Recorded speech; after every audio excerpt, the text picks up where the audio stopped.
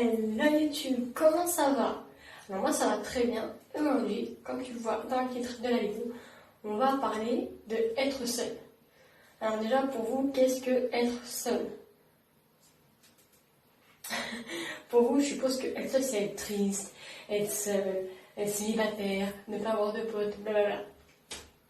Ça c'est la partie on va dire négative d'être seul effectivement. Mais être seul c'est aussi apprendre à se connaître. Apprendre à connaître ses limites, se retrouver avec soi-même. C'est tout ça en fait, être seul. Et les gens souvent ont une vue d'être seul être négatif. Comme aller au cinéma tout seul, aller au restaurant tout seul.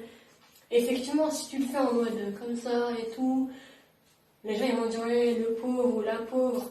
Alors que si t'es là en mode allez, on va regarder un bon film, et t'as le sourire et tout, les gens vont plus, on va dire, moins s'en foutre que si vous vous sentez pas bien. Parce que les gens, ils vont le ressentir. Si vous vous sentez comme si vous faites quelque chose de grave et tout, vous allez dégager une aura qui fait que les gens vont penser que c'est mal.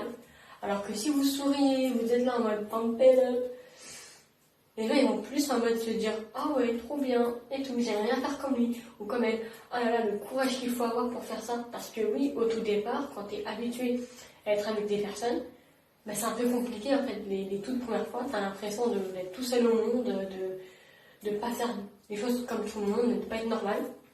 Mais en fait, le truc qui est pas normal, c'est de devoir attendre après les autres. Vous voyez? Le truc qui est pas normal, c'est de devoir justement, si vous voulez à tout prix voir un film au cinéma, à tout prix, mais que vos potes ils aiment pas ce film, ou qu'ils l'ont déjà vu, ou qu'ils n'ont pas envie, il pleut, mais ils n'ont pas envie, et que vous avez vraiment envie d'y aller, c'est la dernière séance, et vous allez vous frustrer parce que vos potes ils y vont pas.